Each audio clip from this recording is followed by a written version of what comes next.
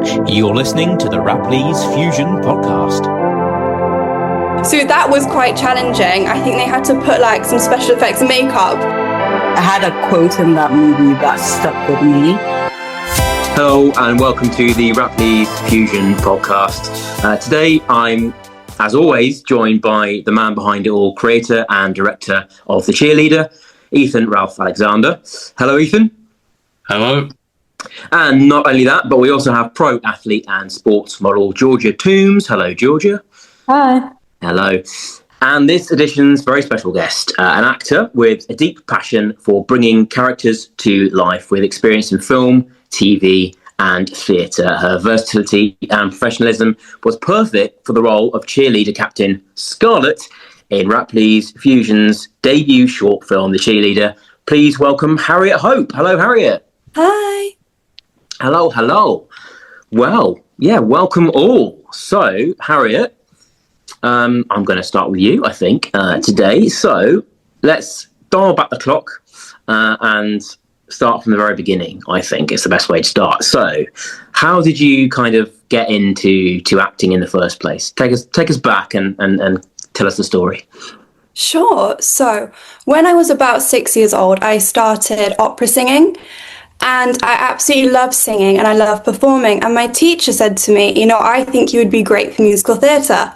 So then I started taking acting classes, musical theatre classes, and starting doing, small productions and theatre productions. And I absolutely loved it. And then I did a bit of West End Kids. I think I was in musical 13. And when I got a bit older, and, I was thinking, what am I going to do after my GCSEs? I knew that academics weren't really for me, and more of a traditional route like A-levels university wasn't quite for me, so I thought I would go to drama college. So I went to Arts 1, and there I did a mix of everything: theatre, film and TV, singing, dance. And my favourite lessons were film and TV. I absolutely loved them. So once I finished that, I realised that I could go into theatre, I could do musical theatre, but I think I want to do film and TV just full time. And ever since then, I've been doing it and I love it. Amazing. Okay. And what do you like sort of most about it? What's kind of, if you had to pick one kind of aspect or one sort of discipline, what would you say is your kind of your favourite or most skilled? I would say I love it because no job is ever the same. Every single job I do is different. It's a completely different character. I have to, bring different skills every single time. And I just love the variety of it. Sure. And did you say you're Arts 1 where you studied? Is that right? Mm-hmm. Okay. Tell me, where is that in? Is that in London? That's in Milton Keynes. Oh, okay. Oh, right. Okay. Oh, nice. Okay. That sounds like, so it sounds like you really kind of did a real mixture there then. I had a real kind of opportunity for you to study all kind of aspects of the craft. Yeah, it was great. I think, it really helped me get a good foundation for acting because, we got to do singing through song. I think we did acro, ballet, jazz. And even though, I'm not a dancer, I've still done so many acting roles where it's required me to dance. For example, the Cheerleader, I had to do cheerleading. And I'm so grateful that I had the opportunity to learn all these different styles so I can bring them to every job I do. Absolutely. That sounds amazing. So you're also a confident singer, is that right? You're into singing. I mean, would you say kind of that you'd like to be ideally like a musical artist? Is that kind of the dream for you above all else, or? Not really. I think for me, like the big dream is obviously to be on Netflix and, to be being an A-list actor. Yes, I do love singing, but I think I love acting even more. And I would quite like to do some films where singing is required, but I find that's a bit less common. I think they always want dancers, but I've never been asked to sing yet in a film, but hopefully one day. Yeah, that's the dream, isn't it? Yeah, absolutely. You mean like a musical? Are you a fan of musicals? Yes. I've also got here, Harriet, that you're a big gym goer, a big gym fan. How did that sort of passion kind of start? And also, have you had any roles kind of at all in your acting career where that's actually come in really useful, that sort of level of fitness to sort of bring to a role, would you say? So I started going to the gym a lot. I moved out very young. I moved out when I was 16 to go to college. Oh, wow. Yeah, it was very young, and I knew nobody. I was in a completely brand new city. My parents were 3 hours away. Wow. So I didn't know anyone. So I started going to the gym originally to make friends and to meet people. And then I kind of found a love of fitness for mental health. It's so helpful. You know, if you're feeling sad, going to the gym, running, you know, it really can uplift you. And then, yes, being like physically fit has definitely helped with lots of roles because I've had to do like lots of stunts and lots of stunt training and stuff like that. And I've done some films where I've required to be running or just be like a more physically fit character as well. Amazing. Okay. So, you know, that's actually, I can see how that will come in like massively useful actually. But that's amazing what you said about leaving at 16 to go like essentially like to study away from home as well. Yeah. I mean, that is actually crazy. How did you find that scary at the time, or was it something you kind of really embraced? I think for the first few months, it was amazing. You know, I think I was a very independent child. I really liked being on my own. So I was really looking forward to it. And then I think after a few months, reality kind of set in and it got quite a bit harder. But I think I was lucky to have my parents' support and my friends' support to be able to get back into a place where, you know, I felt motivated every day and I didn't feel like I was alone anymore. So I think I'm very grateful because now I've moved to London. I've been here for 6 months. And, you know, I've already gone through all the hard parts of trying to be independent and managing cooking, cleaning, laundry. So now I'm just having a great time. Wow. Okay. So how old are you now? Sorry, Harriet. If you don't I'm mind. 19. Only 19 now. Okay. So this is all. So you've lived your kind of adult life, or starting to live your adult life very young, which is which is exciting actually. Yeah. Ethan, anything to add to that?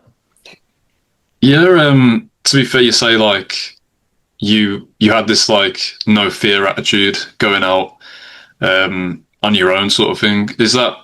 Does that sort of help with the acting as well? Because you've taken on a lot of roles. How do you sort of trust the director that you're going into? Because you have a lot of credits, which it was nice to see, just as a fan of yours, to see these films hopefully come out soon. So yeah, I think it can be quite nerve-wracking, you know, walking into a room for the first time and you've got 30 people in front of you, all these incredible actors, and you can feel like a bit nervous. So I think I always try and be as confident as possible and like fake it until I actually am. You know, I think in my head, you've got this, you know, everyone else is just human around you, no matter how amazing they are, how many insane films they've been in, you know, they're just another person. So you can go and talk to them and you'll be fine. And especially with directors, it can be so nerve-wracking talking to them because they have these insane credits. You're like, oh, if I mess up, if I say something weird, they won't want to work with me again. So I think, yeah, I just try and be myself in every situation and hopefully it works in my favour. Are you getting to the stage now, or do you find like you're sometimes juggling a lot of different acting performance projects at the same sort of time? Would you say it's kind of like, if so, how do you sort of find that? How do you kind of manage that? Yeah, I do juggle quite a lot because I do a variety of everything. Like I do short films, feature films, commercials, music videos, every kind of job I can get, I will happily do. So it can be a lot. At the moment, I'm actually prepping for a TV show on top of still doing short films, adverts, all that type of stuff. So it does get a bit tiring, especially, you know, learning lines, trying to get into character every day for a different role, or sometimes multiple characters in one day. But I think I like to be busy. And just seeing the results keeps me so motivated. This sounds. Can you tell us anything about the TV show, or is it top secret under wraps? I can tell you a little bit. It's called Devil's Air, and I think we're nearly 2 weeks away now, where we start doing the first few episodes. Can you say what channel or platform it's going to be on? I'm not sure yet, but as soon as I know, everything will be posted all over my Instagram. You're going to spam the marketing, yeah? I already am. Yeah, absolutely. I love that. I just wanted to ask, because one of your things that you said, you were versatile. A lot of people probably need a long time to get into character. I spoke to someone the other day about method acting. So if you are like doing these different projects like really close to one another, how do you sort of get into character? How do you just switch like that, or what's the process? To be fair, it depends every single time. Like with some characters, I have some thoughts that I'll think in my head over and over and over again to really help me get into character. And, you know, when I'm doing very dark, depressing roles, I do like to kind of be by myself and be a bit more reserved. You know, I won't be super like sociable, going up and saying hi to everyone. I'll be more of myself so I can really channel that energy, compared to, I guess, if I'm doing a super lively character, I'll be myself, I'll be chatting to everyone right up until they say action, so I'm already, you know, really happy, really energized, so it comes very naturally to me. I'm going to bring the conversation for Georgia in a moment, but before I do that, Harriet, I've got another question for you. How easy do you find it to cry on stage or on screen? Because I was having this conversation with one of my friends yesterday, who's an actor, and she finds it quite easy. It's something I can't do. I've done quite a few acting roles in my time. I'm more sort of presenting now, which is probably more me, but I can never make myself cry on command. Can you? And if so, how easy do you find that? I do find it quite easy. It's something like I've been practicing a lot. Okay. The thing I find the hardest is I was having to cry up on a cliff for this film I was doing, Right. and the wind was sweeping away my tears. So that was quite challenging. I think they had to put like some special effects makeup to make it look like more glistening. But I find crying quite easy. I think me as a person, I'm quite an emotional person. Yeah. So I think I feel emotions very, very strong. So if I'm in the mindset I'm sad, this has happened to my character, this, I'll just start thinking about that and the tears will just start coming down. That's what I hear that people do, but I can't do that. Even if I'm thinking of something very emotional, I'm still I can't get there because I know there's cameras on me or there's a stage, or I'm put off by that, extra layer of, being in something. I can't actually get into it sort of an emotional state because of the barriers there, if that makes sense. So that's interesting. You can just bypass, the cameras or the people watching and just full on, switch it on. So that's impressive. Georgia, I think I can do it. I can do it as well, but I just need some onions. Onions, tier 6, yeah. Georgia, anything to add to the equation? No, I'm interested. You said that you take on lots of different roles. I was wondering if you have like a particular genre that you prefer, and like characters within that genre that maybe you prefer acting for, or just anything. I would say I get typecast quite a bit, and I don't really have any complaints about it because I do quite like being quite like a feminine and girly girl. So I would say that I get cast as a lot. And can you repeat your question again? Because there was something at the end you said and I can't remember. I asked if there's a particular genre that you like, and especially Thank you. And my favorite genre is I love to do romances. I love them. Funnily enough, I used to tell everyone that I really wanted to do a horror. And I've done so many horrors now. I'm ready to do like a happy, uplifting romance because I'm so used to now getting covered in blood, my character dying, or I'm killing someone, or there's a huge fight scene. So I want to do like a happy romance, a very cute one. I'm really hoping that I get cast in one soon. Yeah, that would be nice. I can imagine that'd be a nice change. Yeah. Yeah, there's a lot of horrors about, aren't they? So many people are making horror films. They seem to be the most made kind of genre in terms of films, especially kind of lower budget films, I find. Harriet, would you say you have kind of a dream role? This could either be a type of character or even a person that's either real or fictional, or a character that you kind of most like to play, if you choose.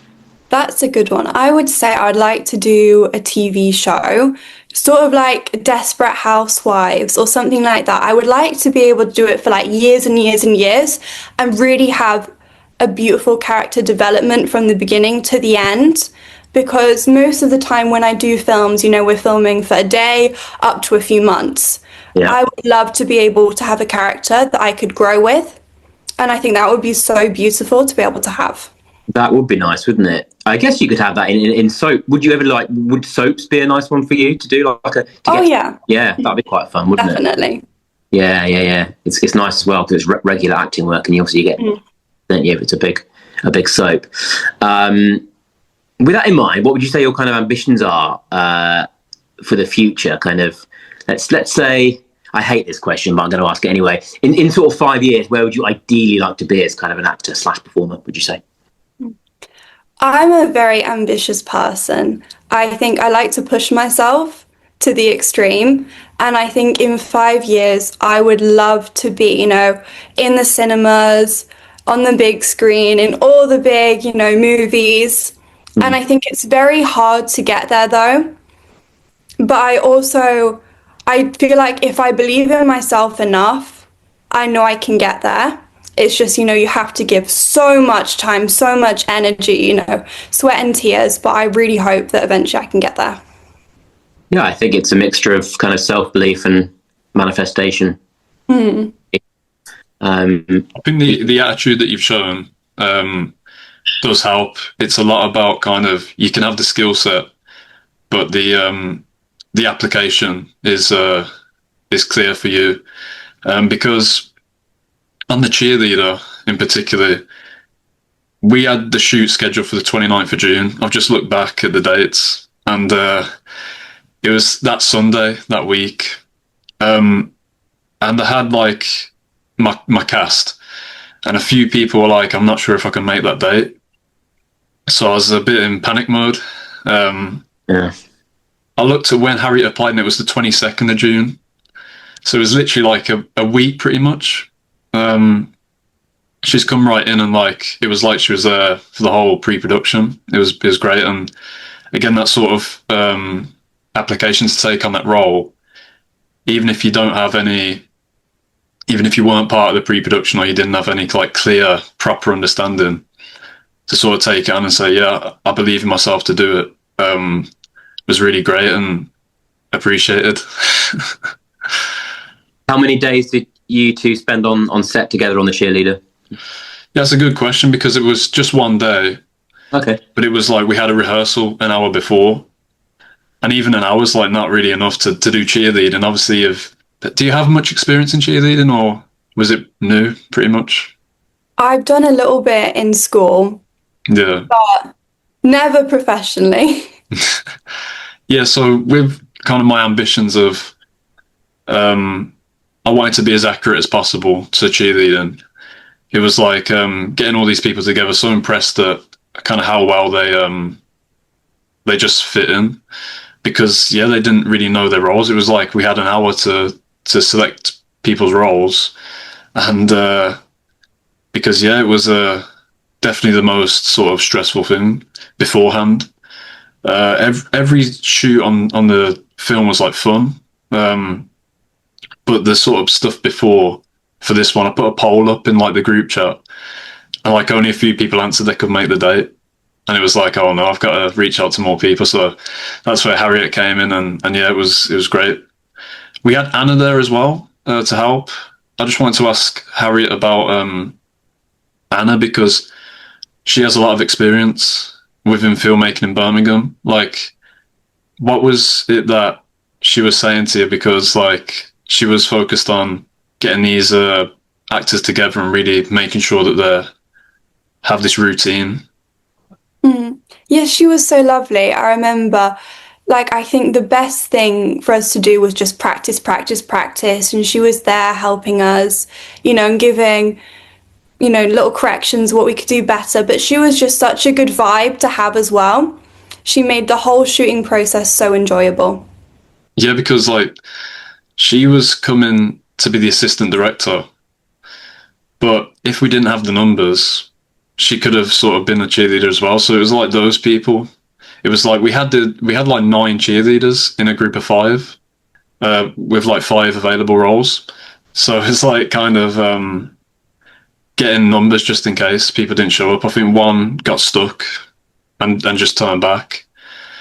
2 arrived late, so it was kind of that thing. So I'm gonna say, with a film shoot, you have to have it's backups, don't you? Because these things can happen. People can not. Yeah, or trains can get cancelled, or all sorts of things can happen. So it's so important, isn't it, to have those contingency plans in place. Georgia, is there anything you wanted to add at all? Well, I'm interested. So you're into fitness and going to the gym, and you obviously played a cheerleader in this film. So I was wondering if there are any other like sporting roles that you would want to take on, or any other sports that you'd want to try just for fun. That's a good question. When I was younger, I played all sorts of sports like lacrosse, hockey, netball. I think I would quite like to do a netball film because I miss playing it, because it's such like a group. You get like such a strong community within all the players. So I think that'd be fun to do in general, and also do a film for it. Yeah, that would be really cool. Yeah, netball brings you back to school days. It's a great sport. Yeah. That's your next film, Ethan. The netball. Yeah, maybe. I mean, it always tends to be a sport involved, so yeah, possibly. That could be quite fun, actually. Yeah. I think I've given her an idea there. So, Harriet, I'm intrigued to know, actually. Well, there's two questions in one here. And it's a question we always like to ask our guests on this podcast. So, first of all, do you have a favourite film of all time?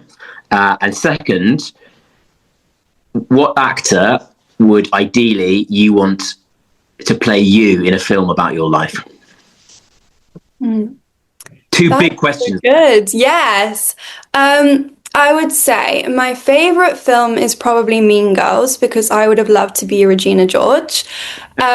I watch it all the time. I make my friends rewatch it with me all the time as well, because it's just so fun to watch and I find it hilarious. And like, my humour is that film. Like, I find that the funniest thing in the world. But it's also like, it has such an important message behind it as well. And I think it really captures what it's like to grow up as a teenage girl. Yeah. So when I was younger, I loved to watch it, just because I think it was written in a really lovely way, where it captures the highs and the lows of being a teen girl. Would you say it's true to life in a respect? Would you say that either your school days or your kind of college performing arts studying days had elements of Mean Girls? Is it true to life? Sort of. I kind of wish my college would have been as cool as that, because the costumes and everything was amazing. But yes, I would say, there's always going to be some people out there who are going to treat you badly, and there's always going to be some people who are going to treat you lovely. And I think Mean Girls really helped show that you've got to deal with mean girls in life, but then you'll find your true friends. And I think with college, I think I found some really amazing friends in there as well. I love that.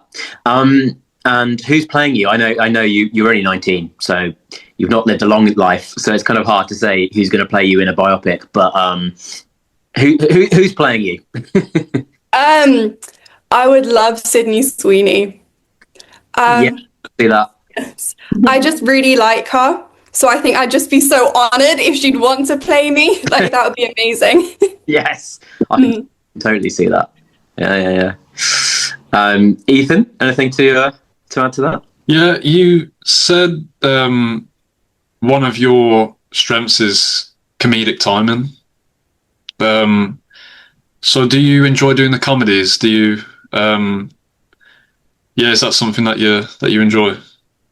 Yes, I love doing comedies. In fact, that's something which I'd like to do a lot more of. I think it's a lot harder being actually funny than doing like a gritty, depressing scene where you have to cry. I think actually making everybody laugh is so much harder. So I like a good challenge. So I love the comedy films. I have to say I love doing comedy as well. Much prefer it to like super serious. Mm-hmm. It's just more free. You can have more fun with it. And as you say, like, the response you get is great as well. There's nothing more satisfying than having a room, if it's stage, for example, having like a room full of people laughing with you. It's such, for me anyway, it's like such a buzz. Yeah, I think with the low budget films as well, I think you can kind of include comedy in there because of the low budget. You know, if you are going to go super serious, you might need the best of the best to get the viewer there. That's actually a really good point. Yeah, actually, because I think to make that work, to sell it, to sell it, yeah. You need, like, your lighting needs to be like on point, your camera work, sound, everything else. Otherwise, you're right. The music. Otherwise, you might lose something. Whereas I suppose with screen, it's easier to achieve good comedy on a lower budget. It's a very good point. Yeah, I think, to be fair, some of the serious parts of the Cheerleader, the actor was like delivering it in a comedic way. It was just sort of coming out naturally funny. So if we leaned into that a bit, so that was unexpected, Ethan. Then, so you expected him to do it a certain way, but then he came in and gave it a comedic edge, and that was a complete surprise. But you sort of ran with it. Yeah, I think it was with the two older actors, Ron and Jill, Ian and Deirdre in the film. Because they had this theatre background as well, like Harriet was saying about theatre, and we can go into that a bit more. They had this different delivery. So, yeah, if you lean into a kind of a film that doesn't take itself too serious, I think you're not going to fail. If, like, you are supposed to be super serious and the audience is kind of, you know, I'm not into it. So, I leaned into a comedy through that. Like, my first time making a film, so I leaned into the comedy. If we can make people laugh, you know, everyone's laughing with us. Would you want your next film to be comedic as well? Yeah, definitely. I think if all these films feel the same, the next 3 films, they have this consistency throughout them. But in a good comedy, you do have those emotional scenes. You do have those scenes where it hits you, like those serious parts to every good comedy. So definitely explore more emotional stuff, romantic stuff as well. No, for sure. Absolutely. And Harriet, going back to your current sort of acting, could you like talk us through kind of like, I don't know, what either what's like you've done in the last week or what's coming up next week? Like, what is there immediately on the horizon for you? What are you getting your teeth stuck into at the minute, would you say? So I've got a lot of script reads for the TV series I'm doing. And so I think I've got one of them on Sunday. And I think I have an advert I'm doing as well on Wednesday. And I've got a lot of self-tapes to do. Oh my goodness. I find they just all come at you at once. So I've got a lot of lines to learn for that this evening. And hopefully I can get one of my friends round to do the reading for me as the other characters. That's always the hard getting someone else in. Yes.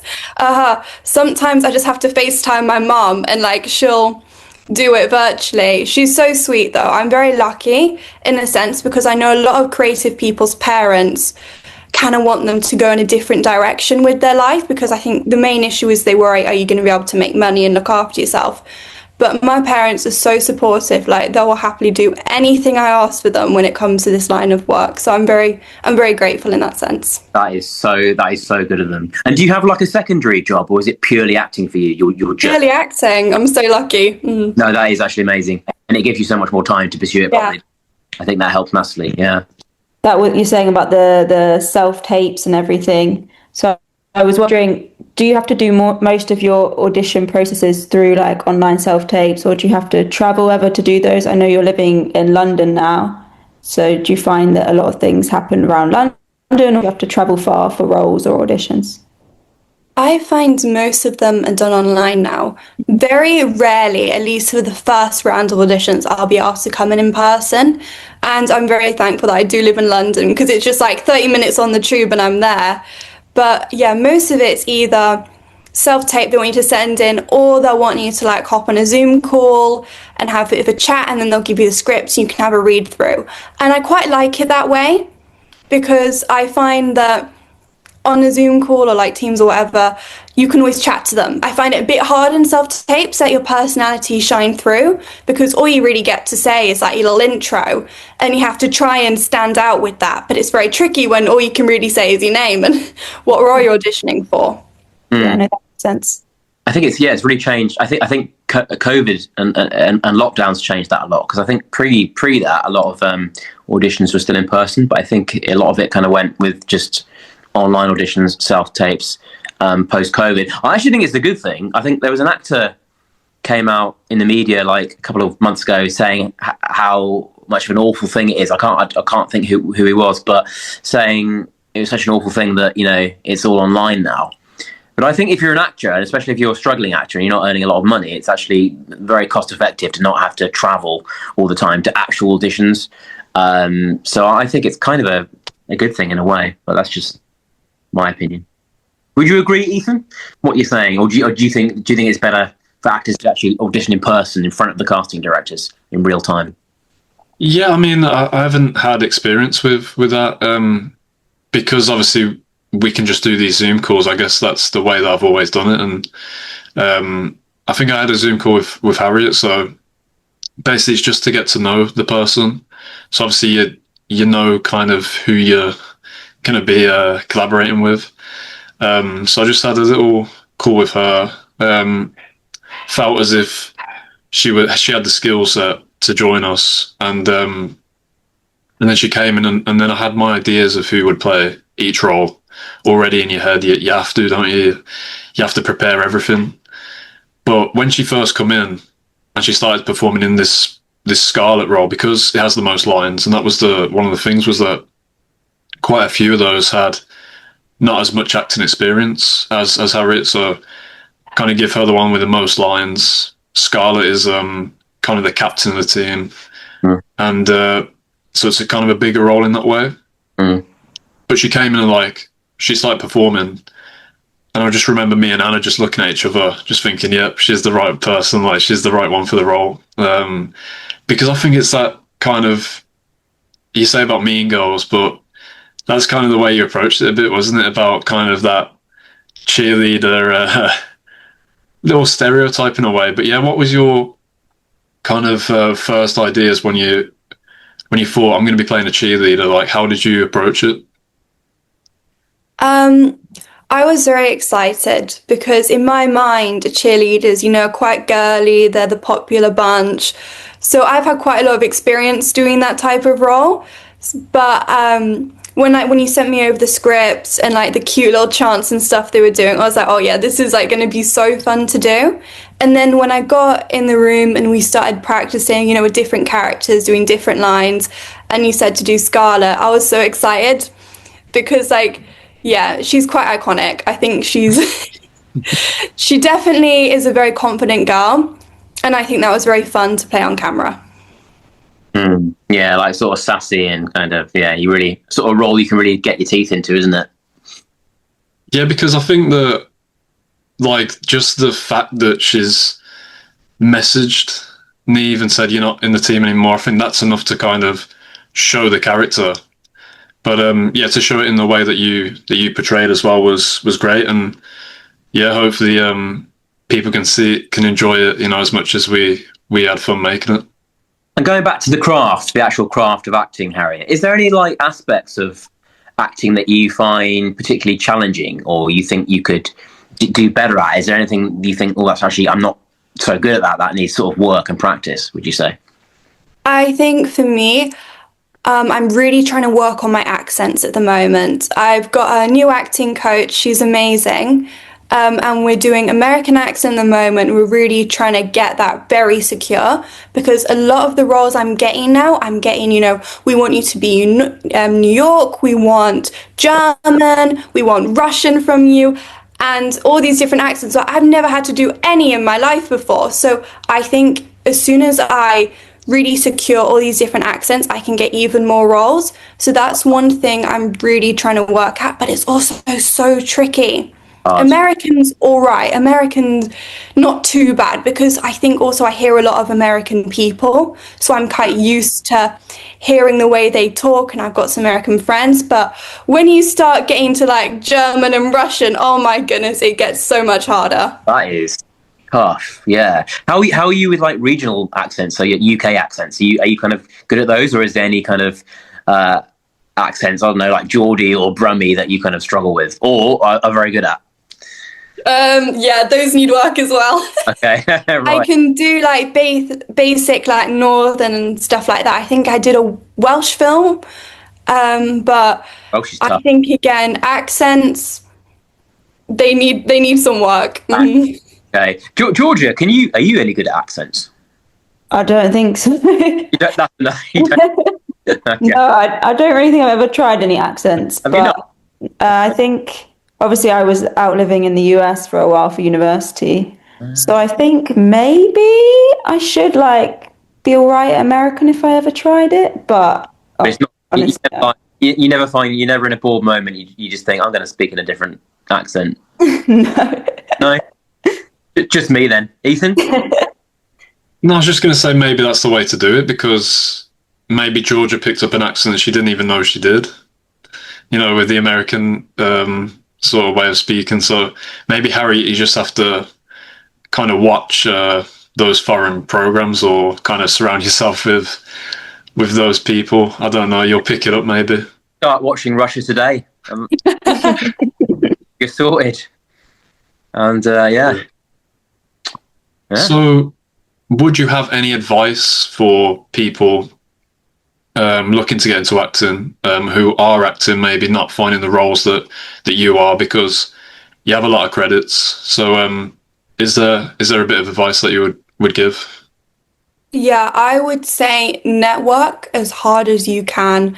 Every single time that you meet someone who's an actor, a producer, a director, go and talk to them, exchange like numbers or your Instagram, or just tell them a bit about yourself. Because some of the biggest roles I've got and the ones I've been most proud of, I've got from connections of people being like, oh yeah, I remember Harriet, I think she'd be a good fit. And they sent me a message, they'd be like, are you interested in this? I'm like, oh my gosh, yes! Like, thank you so much. So I would say, yeah, try and network and make as many connections as you can, but you are gonna have slow periods. You know, you're gonna have like weeks, months where you're getting very few roles and you're gonna feel like very disappointed, because you know we like to be busy, we like to be booked, we like to make money, and some weeks you don't. But I think you need to keep on trying, because in a few months' time you're going to get an amazing role and it's going to feel so worth it, and you're going to think, thank God I kept on going. Yeah, very much so. It's does help to know the right people, and as you say, make connections, make good impressions. That's really important, isn't it? So how would you make connections? Maybe at a film festival, or have you been to a film festival before, one of your films? No, I actually haven't gone to a film festival. I need to.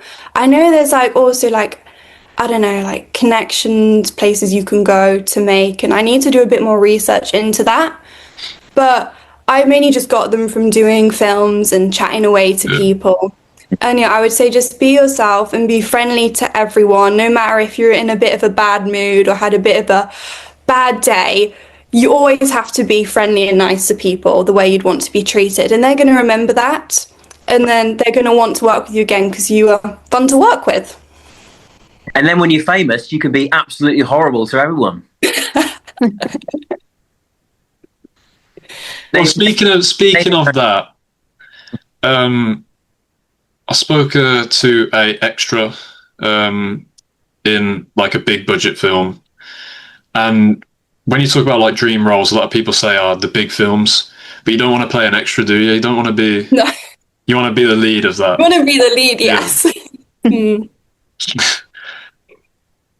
Or maybe it'd be good to make connections as an extra, but yeah, you don't want to kind of. Someone was saying like you don't want to be typecast as an extra. You want to be like, now you've shown that you can be a lead actor.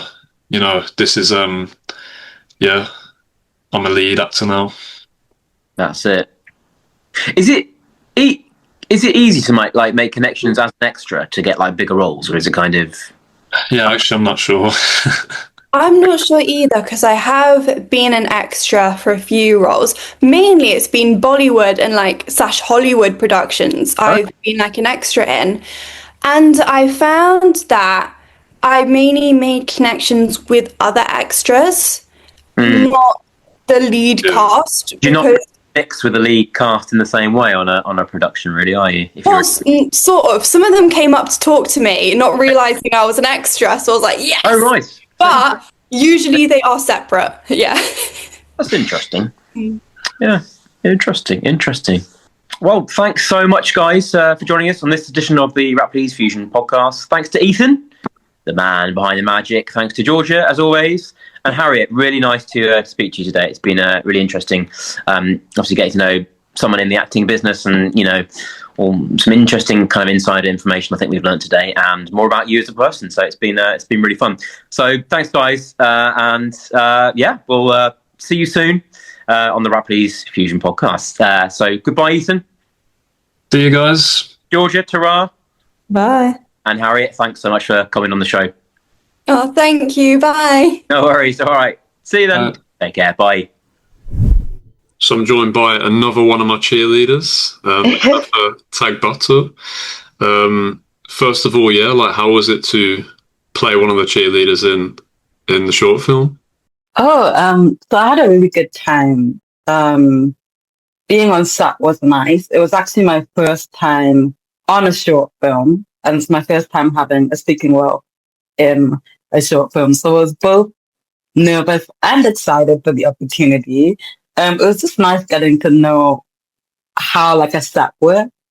Learn from yourself as a director, kind of see how everything is done visually, how we structure a scene. So I had a lot of fun. And it was really cool to see the movie at the end as well. Yeah, I'm still learning myself. It's my first time, but I remember you coming up to me and saying I've learned a lot today. What exactly was it that you sort of learned? Ooh, I feel going in, like you said, your first time, you're always nervous and you're not really sure what to expect. And I think I hesitated a lot because of that nervousness, I don't want to mess up, and I don't want it to go wrong. But I think that you learn more the more that you just put yourself in the situation and you practice. It's kind of like learning on the job, learning on the go. I think it was just learning how to have fun on camera and play on camera, because that's what acting is, right? And it's fun to play a cheerleader as well. That was really fun. I like dancing a lot. So naturally, I felt it was a role that gave me some level of comfort to start with. So yeah, I'd say that that's what I learned, to just have fun, play. Yeah, because you do these TikTok posts where you dance. And you combine film dances in films to you making your own sort of. I've seen the High School Musical one and stuff but that was perfect for us because we were taking massive inspiration from Bring It On for our routine, and so talk me through that. How did that get started? And because it's a lot of fun. Of course. Funny, I actually watched Bring It On before the cheerleading movie too. I was I want to get in the zone. But the TikToks, so I do, like you said, TikTok recreations. A lot of it are dances. A lot of it's a blast from the past, Disney Channel dances, High School Musical, Camp Rock, and things like that. I've always, from a young age, really liked those, musicals, should I say. High School Musical was definitely one of my favorite films growing up. I used to know all the dances, all the songs. I didn't know my parents and my siblings dancing around the house to those things. I think it was just a way for me to express myself. I was just a really playful child, should I say, an expressive child, and I really liked dancing. And I think it was a way for me to get a little bit out of my element and out of my head, because I used to be very shy, except for when I was dancing.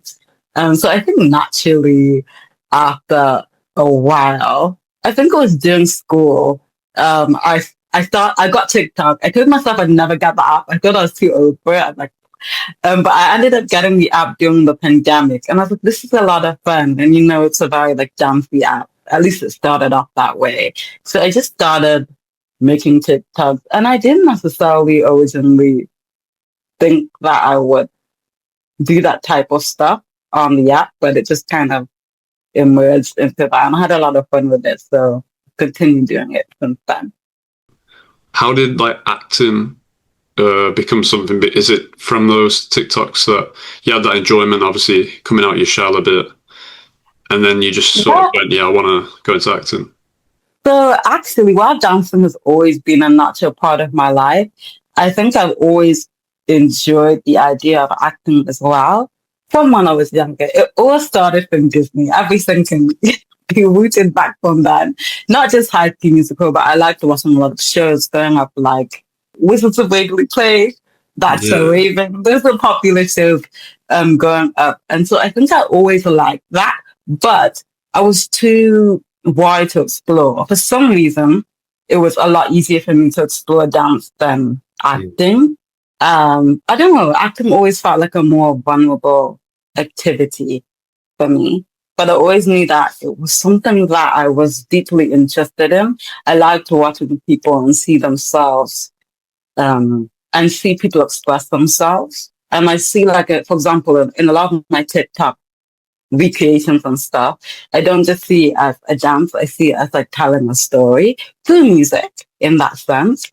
But I think after some time, I decided that I wanted to like just build up courage to just go ahead and do it, like start taking classes, apply for like short films on backstage like yours, and just get out that, even though I wasn't 100%, like I didn't feel 100% ready or 100% confident.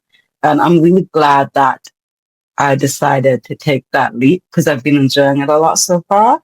So that's kind of how I've got into this. Well, I'm glad you got back to me and were a part of the film. And you told me as well that you are half deaf. Is that correct?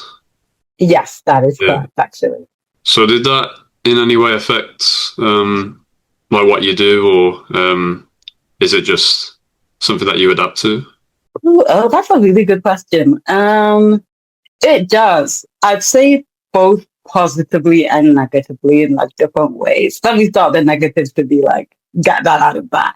I would say that, for example, my experience on a film set, I was really nervous because, there's a lot of voices and things being coordinated all at once. I was really worried. I was like, what if I miss a cue? And that has happened in a film set before, unfortunately, just because I couldn't hear them.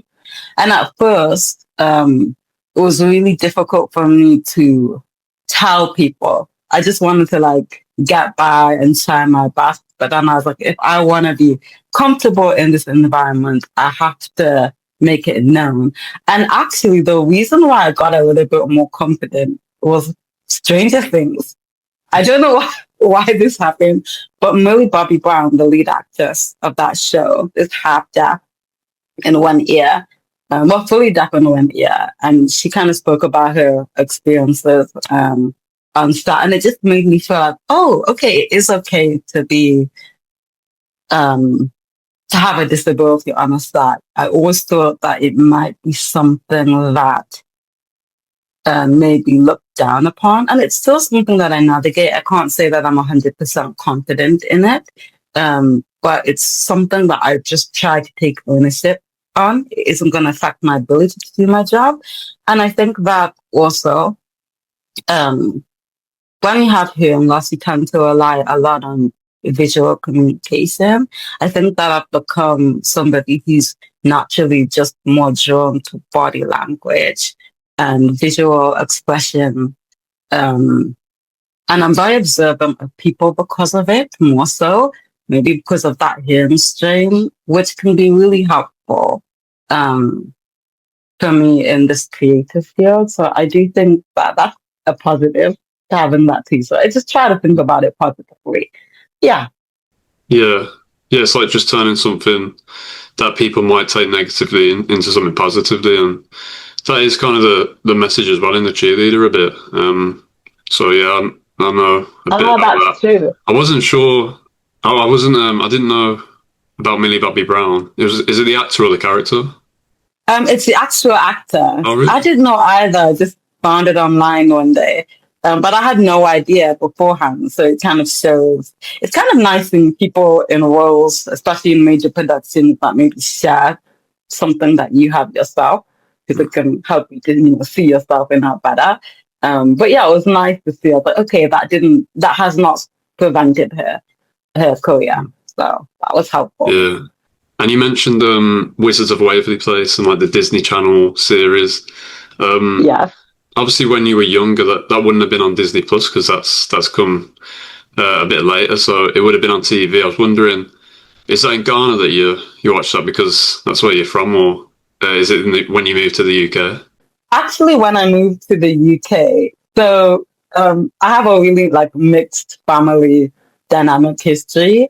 I am from Ghana. Great that you remembered that. But I was actually born in Leicester, England. And then my family and I moved so you never around moved? a lot. So no, we moved around a lot. Like I moved back and forth between England, Ghana, Wales, like North Wales, South Wales, Canada, every single like 2 years. But yeah, Disney Channel was.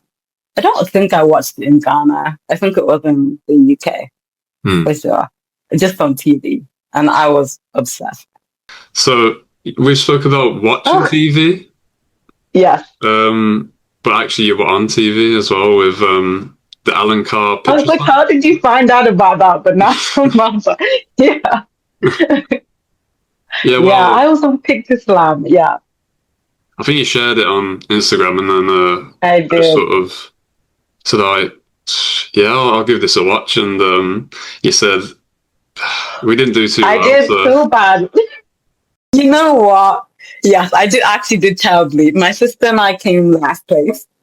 But in our defense, it was a very difficult TV show, to be honest. I feel like a lot of the questions that we were asked, in my defense, were based on like 1960s, 1950s film, movies, TV shows. It's like, I feel like I could have known, but yeah, it's very difficult. Obviously, when you're watching these, and it's a game show, so you sort of play along, don't you? It's like if you're one of the contestants yourself. And to be fair, I wouldn't have done much better than you. I think I would have done better, but no, I think you would have done better. I think anyone would have done better. But it was really fun. It was very spontaneous, and I'm very glad that we got the opportunity to be on the show. I don't think I'd do it again because I did so badly, but I recommend it for sure. If you want to go in it. What, did you just apply online? Yeah, we applied. So it's actually my sister. She found the show and she was like, hey, I'm signing you up for this. And I was like, okay. It was just the BBC. And they responded within 2 weeks and took us on a train out to Scotland. So it was really fast. I think they were looking for contestants pretty desperately at that point. So that's why they were like, it's all the fun. So they gave us a screening, and the screening was fine. They just like showed us some flags, some monuments. So I thought like, we're gonna be great. We're gonna get this, and then it's okay. It's, 10 grand, wasn't it? Like the grand total prize. I think the winners in the end went home with 5 grand because they couldn't get like the last one. But yeah, it's Still, that's great. We went home with nothing. So. Well, I got to go to Scotland and I've never been there before, so I'm still happy I got to cross that off my bucket list. What would have you spent the money on if you won? Because he never asked you, did he? Like, they usually ask something before. That's true. I don't think he asked, actually. Probably. It's just the case. I told you I have 3 older sisters. We always like to meet because we're in different parts of the world. So we like to meet on everyone's 30th birthday. We're actually going to Brazil because of one of my sister's birthdays. So I'll definitely, I think it'd be kind of nice to spend it on that and maybe take my parents as well. And then we can have a really nice vacation in a nice hotel. Yeah. Not have to worry and just have fun. Yeah. So, you got to meet Alan Carr. Like, was he a nice guy? Yeah, it was really nice. He was very funny, very witty. He was a great host. He made us feel really, really comfortable because they were like stabbing cameras and they were telling us like kind of to ignore them, but also like to look at them at certain times. And because none of us were used to that, we were like all super awkward at first, but he really made it comfortable and things. So it was nice to meet him in person.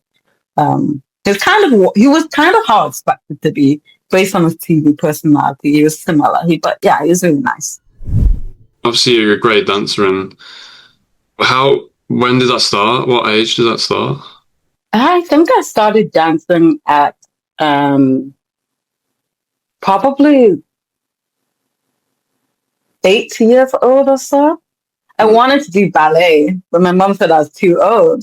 So I decided I'd just go into like like a regular dance studio where they teach like contemporary hip hop commercial type dancing.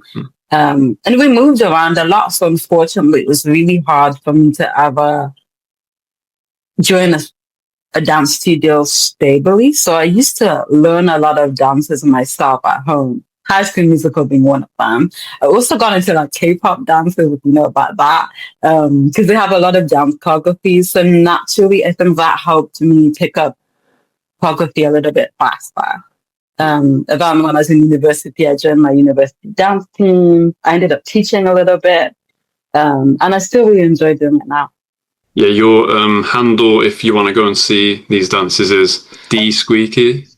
Is that correct? Squeaky. That's it. The pronunciation. Yeah. So, what does that really mean? Where did it come from? And yeah, the name D Squeaky is actually a nickname that my elder sister gave me. So I'm the youngest in my family. And when I was younger, my siblings used to bully me and call me a pipsqueak. So it kind of derived, I don't know if that makes sense, but it kind of like a mouse squeaks, they're like be squeaky. And then that's how the name came. And when I started Instagram, I just used that as my handle. And then it just stayed on. And it kind of, I tried to make it evolve. I like, give it a special meaning. So for me, my logo not on TikTok, but my YouTube channel is Great Things Come in Small Packages. I watched like a really good motivational talk and how they're talking about ants and how I won't get into it, but like basically ants are very wise and resourceful, like how they work, and they work extremely hard. But they're really small, so you think they're very insignificant, kind of like a mouse. So kind of like the idea of great things come in small packages. That's kind of my slogan, and that's basically how the name came about. You've had, I think, a few viral videos. Like, is that what direction do you want to see it go into? Oh, it's crazy because I really started this channel for fun. In school, I think it's actually when I was going through a little bit of a rough time, and I just decided to get creative. I think creativity really flourishes sometimes in dark places. And I really just enjoyed making videos and being creative and having that creative ownership where I felt like I didn't have anything at that part of my life, or that season of my life.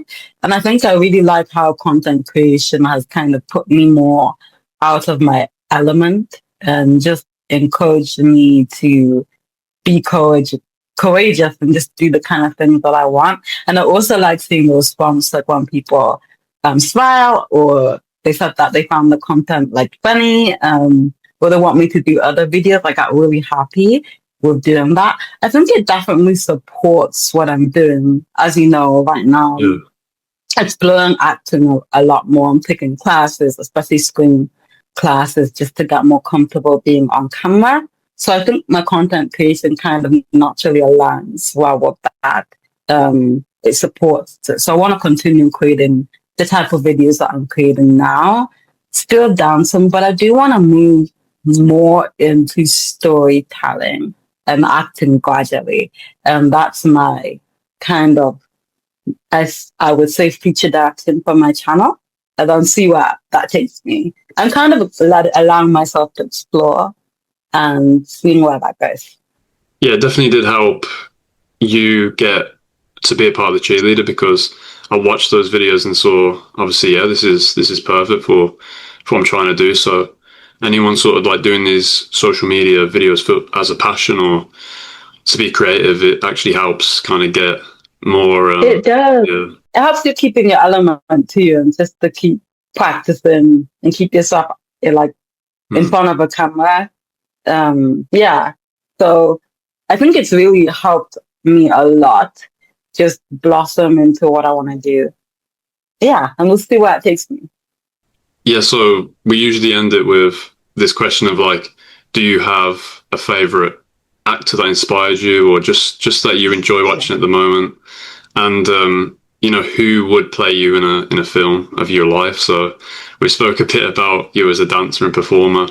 So I'm guessing they would have to be maybe someone a great dancer, but yeah, you can answer in any way you want. So, well, the first question, my favorite actor has always been Viola Davis. You know her? Yeah. I think she's just phenomenal. I love how much passion she shows towards her craft. And I always like to watch her videos now, especially now that I'm taking classes, about how she approaches a character. She likes to write 50-page bios on a character, you know, just to write information about them that she's made up in her head. I just love how much love she has for her craft and what she does. So she's definitely an actor that I look up to and aspire a lot. And I think because she's a Black woman in the industry as well, and I know that there can be difficulties in the industry as a person of color and as a woman, I respect her even more for that. So yeah, definitely my favorite actress. The person to play me, I don't know. I mean, could anyone play me better than me?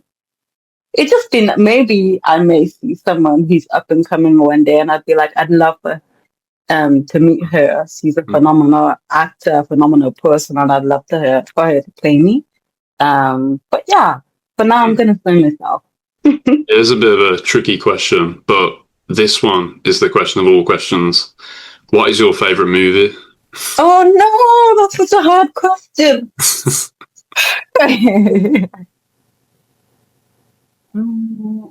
Okay. Aquila and the Bee. Do you know that movie? No. Describe it a little bit. It's okay. Have you heard of Kiki Palmer? Yeah. So when she was younger, so this is quite an old movie as well, by the way. But she was in a movie called Aquila and the Bee. And it was about this young girl and she's from a very underprivileged background, but she loved words so much. And she enters the National Spelling Bee, and it kind of shows her journey. And eventually she ends up winning first place. But I think the reason why it was my favorite movie actually was I had a quote in that movie that stuck with me. The quote's called "Our Deepest Fear." It's a long quote. I won't say I know it by heart, but basically, it's kind of just showing that our deepest fear is our light, not our darkness. So it's kind of our deepest fear is what we can achieve, not necessarily what like we're deficient at. Like our deepest fear is how great we can be.